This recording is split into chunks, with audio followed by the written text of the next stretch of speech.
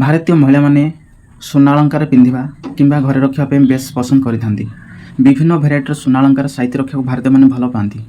ଏଥିପାଇଁ କେଉଁ କାଳରୁ ଭାରତୀୟ ପରିବାରଗୁଡ଼ିକ ବହୁତ ଲୋକପ୍ରିୟ ହୋଇପାରିଛି।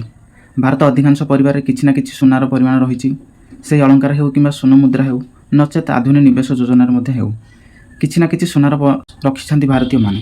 ସୁନାକୁ ସୌଭାଗ୍ୟ ଏବଂ ଧନର ପ୍ରତୀକ ହେଉଥିବା ବିଭିନ୍ନ ପର୍ବପର୍ବାଣୀରେ ଭାରତୀୟ ସୁନା କିଣାଯାଇଥାଏ। କିନ୍ତୁ ଆପଣ ଜାଣିଛନ୍ତି କି ଘରେ କେତେ ପରିମାଣର ସୁନା ରଖିପାରିବେ? ସୁନା ରଖିବା ପାଇଁ ସେତିକି କିଛି ସ୍ୱତନ୍ତ୍ର ନିୟମ ରହିଛି କି? ଯଦି ଆପଣ ବି ଘରେ ଅଧିକ ପରିମାଣ ସୁନା ରଖୁଛନ୍ତି ତେବେ ନିୟମ ବାବଦରେ ଜାଣିବା ନିଶ୍ଚିନ୍ତ ଆବଶ୍ୟକ। ତାହେଲେ ଚାଲନ୍ତୁ ଆଜି ଜାଣିବା ଘରେ କେତେ ପରିମାଣ ସୁନା ରଖିବା ଆବଶ୍ୟକ। ସୁନା କିଣିବା, ବିକ୍ରି କରିବା କିମ୍ବା ରଖିବାକୁ ନେଇ ଭାରତୀୟ ସରକାର କିଛି ନିୟମ କରିଛନ୍ତି। କେନ୍ଦ୍ରୀୟ ପ୍ରତ୍ୟକ୍ଷ କର CBDT ଅନୁଯାୟୀ ଘରେ ଏକ ନିର୍ଦ୍ଦିଷ୍ଟ ପରିମାଣର ସୁନା ରହିବା ଆବଶ୍ୟକ।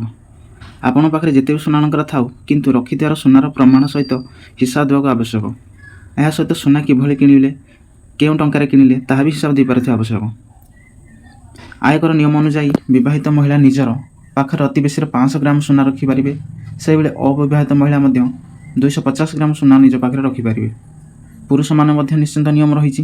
ପୁରୁଷମାନେ ନିଜ ଇଚ୍ଛା ଅନୁସାରେ ସୁନା ରଖିପାରିବେ ନାହିଁ। ପୁରୁଷମାନେ ଘରେ ଅତି ବେଶୀରେ 100 ଗ୍ରାମର ସୁନା ରଖିବା ନେଇ ନିୟମ ରହିଛି। ଯଦି ଆପଣ କରମୁକ୍ତ ଭାବରେ ସୁନା କିଣିଛନ୍ତି, ତେବେ ଏଥିପାଇଁ କୌଣସି ସମସ୍ୟାର ସମ୍ମୁଖୀନ ହେବାକୁ ପଡ଼ିବ ନାହିଁ। କରମୁକ୍ତ ଟଙ୍କାରେ ସୁନା କିଣିଥିଲେ ତାହା ଆଇନଗତ ଅପରାଧ ନୁହେଁ, ବରଂ ନିଜର ହକ୍ ଭାବେ ଗଣାଯାଏ। ତେଣୁ ଏହା ଉପରେ କୌଣସି ଟ୍ୟାକ୍ସ ଦେବାକୁ ପଡ଼ିନଥାଏ। କିନ୍ତୁ ଯଦି ସେହି ସୁନାକୁ ଆପଣ ବିକ୍ରି କରନ୍ତି, ତେବେ ତାହେଲେ ସେ ବିକ୍ରି ଉପରେ ଆପଣଙ୍କୁ ଟ୍ୟାକ୍ସ ଦେବାକୁ ପଡ଼ିଥାଏ।